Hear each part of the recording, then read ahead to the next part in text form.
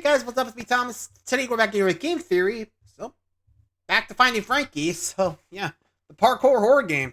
So, this one said you were meant to die. I guess we weren't meant to beat the game, but then again, it does actually say, the characters still say, we weren't supposed to win, you were supposed to die. Not sure why, but I guess that's going to feed into the future story. I don't know. I guess we're about to find out more. So, let's see what you got now, Tom. Be sure to like, subscribe for more. Hope you enjoy. Here we go. I have found Frankie. After just one visit to this deadly trampoline park, it's become clear that this show wasn't made to make money or to entertain viewers as they watch people meet their gruesome ends. It was made with far more personal intent, and we fell for it hook, line, and sinker.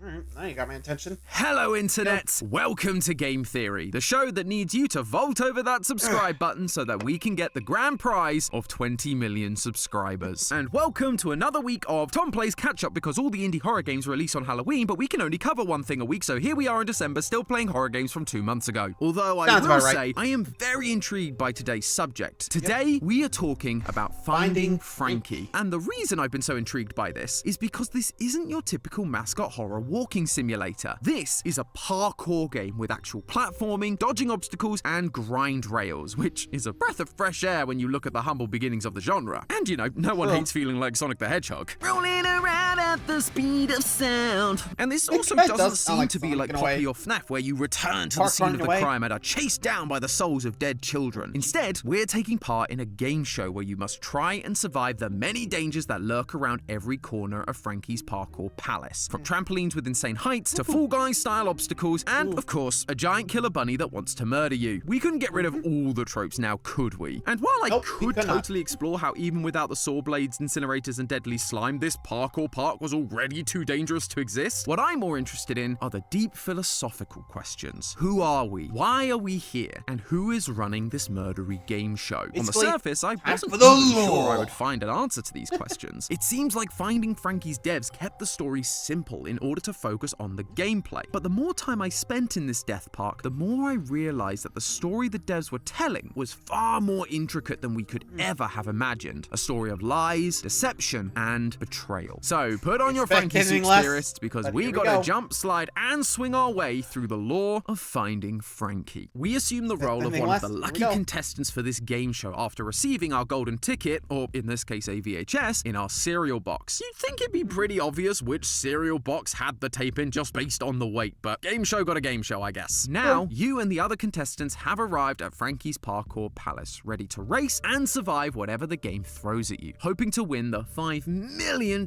cash prize. But after the other contestants are instantly killed by Frankie, we realize this might be harder than it looks on TV. Throughout your parkour challenges, you are constantly avoiding death at the hands of the show's mascots, Frankie and Henry Hotline, or, you know, just falling to your death. I'm disrespecting you!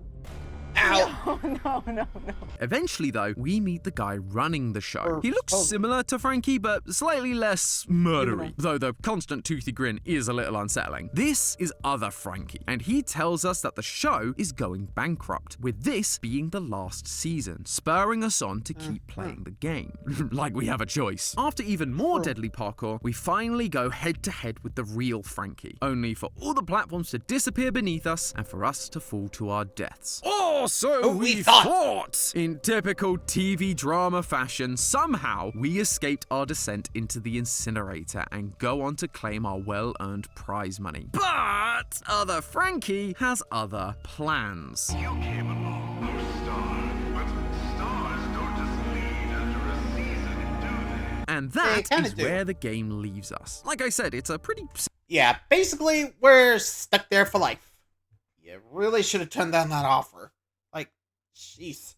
Also, $5 million. Mr. Beast doing that? If anyone asks, yeah, his game show is finally up and running, or at least soon to be. And oh boy. I don't know how people are going to react to it, but...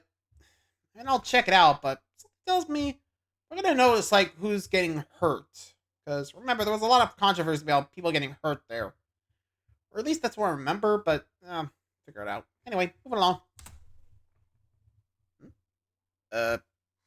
Sick. Simple I story don't know that what happened sets up there. future sequels in a way that makes sense. However, there are still plenty of questions left for theorists like us to try and solve. For starters, how and why did the largest trampoline park in the world become this deadly game that we find ourselves in? Well, if you're willing to pause your parkour shenanigans for just a moment and take a closer look around the environment, we begin to find our answer. One of the TV screens tells us that Frankie's originally started as a cereal company owned by two brothers who decided to sell the IP so that the franchise could expand and become the worldwide phenomenon it is today. I suppose that explains the whole cereal box aspect from the beginning of the game. Gotta build your mascot murder empire somehow. But before you get to that TV, there is a staff-only area, and in it, there's a newspaper clipping that tells us who took over the business to help make this grand ambition a reality. A man named Stan Ellie. He decided to expand the brand by adding new mascots such as Henry Hotline and Deputy Duck. He also began building physical locations for the characters to appear in across the US, with the first one being in California, likely the very parkour park we're standing in. It seems like Frankie's Parkour Palace started out as a totally innocent business venture, but it wouldn't stay that way for long. At the end of the game, we get a flashback to our decrepit apartment, and we're actually able to move around. The scene isn't very long, but if you're quick, you can find another newspaper clipping floating in the air. After doing some quick Photoshop magic to lower the exposure, you can read what the article says. Quote, police were called to investigate the newly opened Frankie's Parkour Palace after reports of a foul odor emanating from beneath the trampolines. Sure enough, when they went to investigate, they found an old animatronic with a child stuffed inside. No, wait, that's a different franchise. The police did find a dead body, although the identity has been kept a mystery. You can actually find where this happened in the trampoline section of the game, with police tape surrounding the hole in the floor and blood on the support beams. As you can imagine, this wasn't so good for business, and so Frankie's became abandoned. Although, according to one of the TVs in Frosted Peaks, in 2001, someone had a bright idea that very few characters in indie horror franchises seem to have. They said, you know what, let's lean in, use the news in our favor, and turn this now defunct death park into a death game. Way to take advantage of the SEO there, guys. So now we have a rough timeline of events. Yeah, it really goes to show you, is that really what you wanted to do? Jeez, I really hope we don't go that far, but goddamn, if we're actually sponsoring, like, death games now, yeesh, we're in the worst timeline. Just saying, like, yikes. Also, what happened to the kid? Was it an accident? Someone kill him underneath the floor? What happened? Like, I can imagine him just getting stuck and he starved, but they really did say how he died, so I can imagine it, like PR move, they could have just said it was an accident, but something tells me that police report, not so much. I don't know, like I said. I guess we'll have to figure out more, but let's see. Cereal company sells the IP, makes a parkour park, someone dies, and the franchise becomes a murder game show. Now, here we are, part of the 57th and final season of the show. And clearly, we're meant to be something special because the game won't stop bringing it up. No one has ever made it this far. Usually only mere seconds. If you're lucky, a minute or two. You're the first contestant we've ever had who won. Hundreds of people last a few seconds. A few last a couple of minutes. Although this isn't just down to our sick parkour skills. If you look in the surveillance office where we first met other Frankie, a whiteboard has written out the status of the game show contestants. Next to the contestant that's still alive, us, it says keep alive until the very end. And throughout the game, we encounter other Frankie doing exactly that, keeping us alive. When you're making your way through the water park, other Frankie stops you from going one way and lifts a shutter door for you to help your progress. When you encounter Frankie in the vents, other Frankie tells him, literally stopping him from killing us. And if you look hard enough, other Frankie can be seen hiding in the darkness of various parts of the park, watching us, ready to step in and help if we need it. Now, you might think he's just looking out for the show. With us surviving, the numbers are going way up, and that could save the show from bankruptcy. But I actually think there's a little more to it than that. Before you make it to Frosted Peaks, you can see two screens with the live chat of the game show. Most of it contains people betting on how long you're gonna last, or assuming the player is a bot because he's too good. But there's one comment that stood out to me. It says, huh? Genshin Impact just released on Xbox, and they want to sponsor this video? Sorry, Frankie, no death traps for me today. I got myself a better offer. You can still have Santi, though. You all know Genshin Impact at this point. It's the open world action RPG set in the magical world of Teyvat, a land that has been divided up into 7 regions, each with its own god that controls a specific elemental power. But the big news right now is that Genshin Impact is now available on Xbox. That's right, the game is fully cross-platform, baby! And if you've already gotten yourself a HoYoverse account, don't worry, because it's completely cross-compatible with your Microsoft account too. No need to start your progress from the very beginning. We all know how that feels. Plus, if you're an Xbox Game Pass member, you'll get yourself some free Primo Gems with every update, which is great because they release updates constantly. In fact, they just released version 5.2 with a bunch of new quests, new locations, and most importantly, new characters, like the 5-star hero Chaska, who can traverse the skies like you've never seen, riding her gun. Yeah, it's as weird and as dangerous as it sounds. To your enemies, that is. Maybe she could fly around the park and take out some of these mascots for me. Or if you're interested in someone that's more dark and brooding, you can always try the 4-star hero Auroron. His keen sense of perception, as well as his ability to rise high up into the air, would easily give our protagonist a run for their money. So if you'd like to jump into the world of magic and wonder that isn't filled with swords and death traps, head on down to the description right now to download the game. And if you log in with your Xbox, Genshin Impact are handing out the Wings of Fate Wind Glider for free, which is a pretty good deal to me, and I could definitely use it in this park. But alas, I've got to get back to solving the lore of this weird place. So thanks to Genshin Impact for sponsoring this video. Now let's get back to the trampoline park and see how Santi's doing.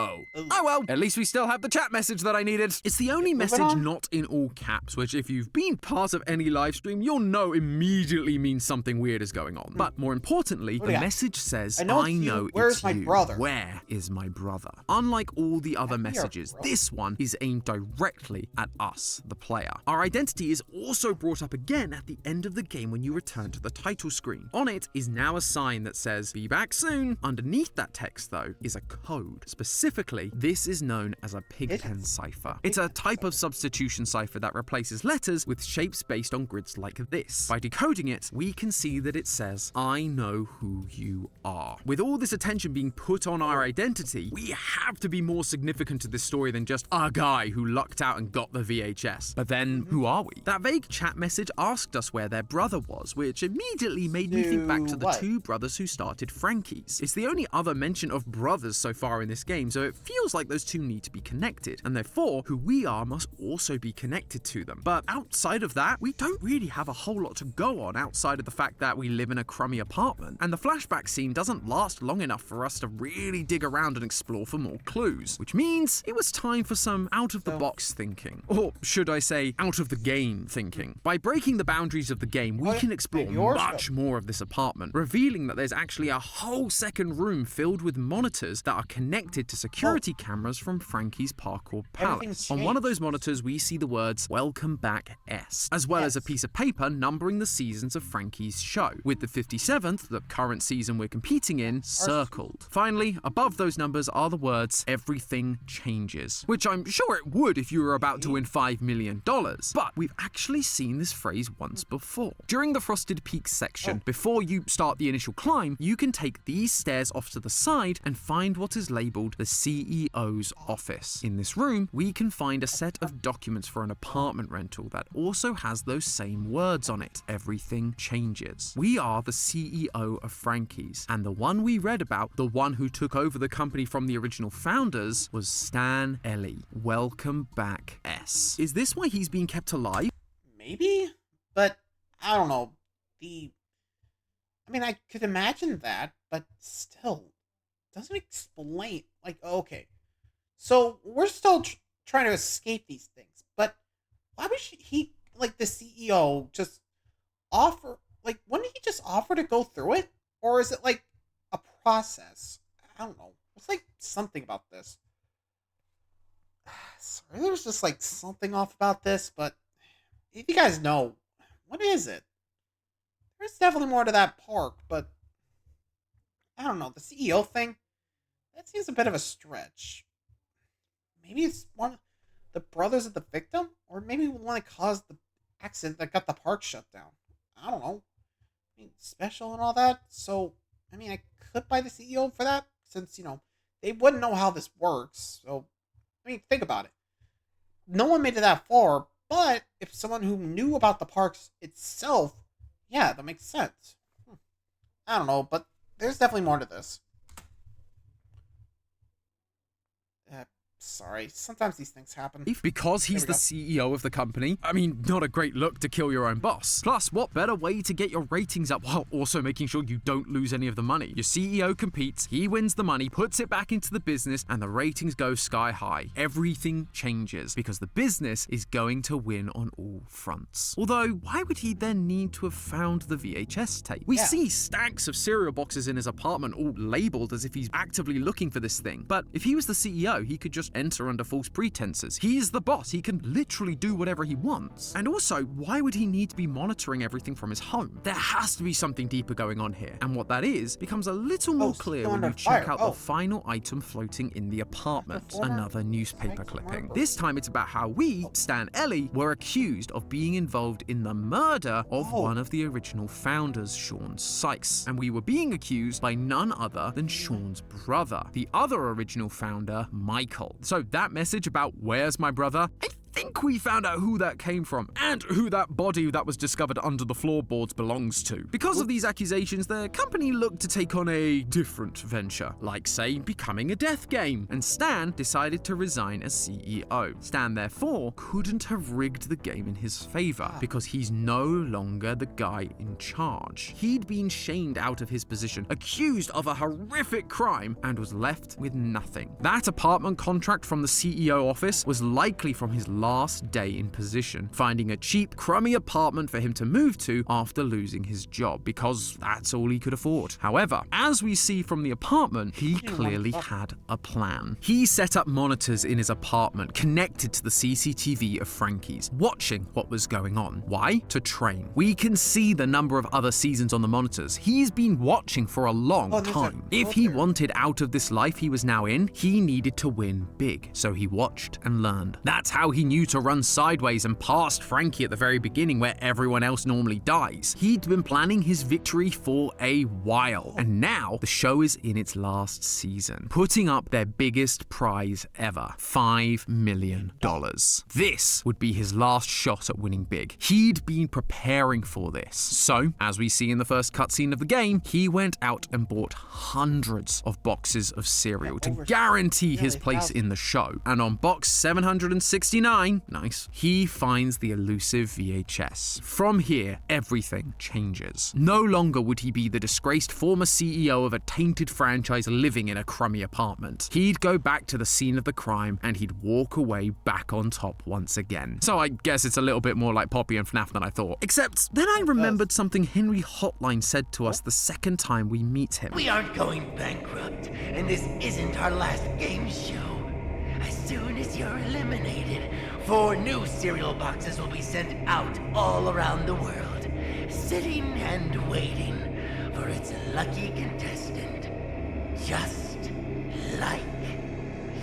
Henry says that they aren't going bankrupt, and given his head explodes right after this, almost as if he's said too much and he's therefore being got rid of, I'm kind of inclined to believe him, which means the entire pretense that this is the final season is a complete lie. But if that's the case, why do it? Was it just to boost ratings? I saw this kind of thing all the time when I was working back at places like Fox and Disney. If the show isn't getting the ratings, the network might choose to announce that this season will be its last, which can sometimes result in such a boost in the ratings that the network will then rethink their initial plans to cancel it. This happened recently with Yellowstone, which, after announcing the 5th season would be its last, had 16.4 million people watching that final episode, a massive increase compared to the 8.8 million at the start of the season. And since then, Paramount have appeared to soften their stance on whether they will renew for a 6th season. Frankie could be doing the same thing with their viewers, declaring bankruptcy to get more eyeballs on the show. But if the show isn't going bankrupt? It feels like a bit of an unnecessary gamble just for a few more views, especially if the news got out, like,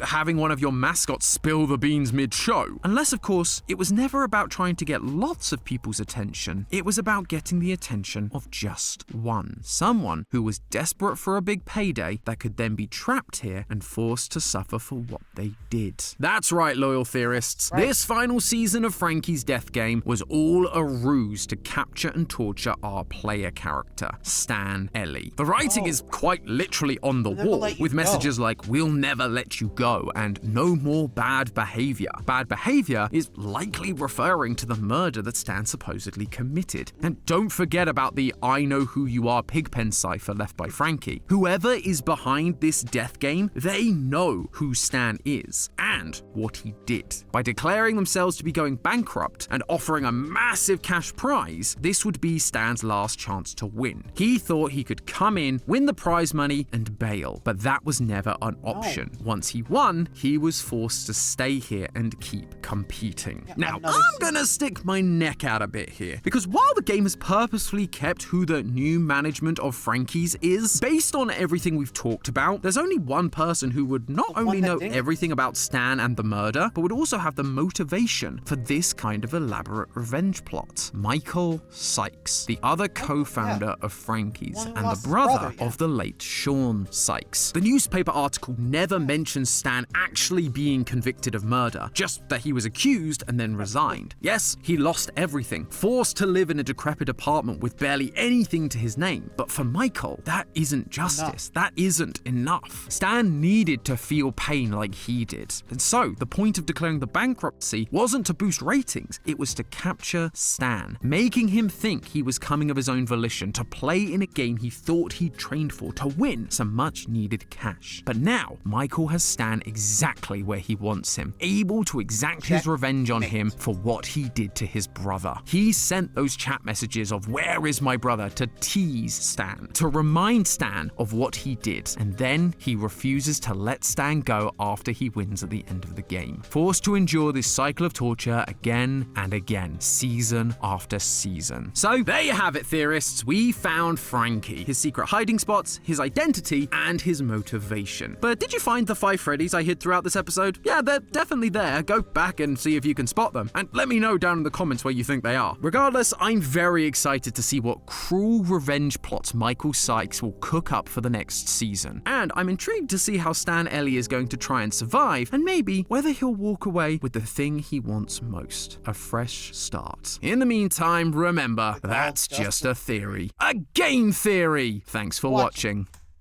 Honestly, that does sound like an interesting theory. What if it's true or not? Well, it's all up to you. But definitely would explain a lot. But anywho, thanks for watching, guys. I hope you enjoyed. See ya.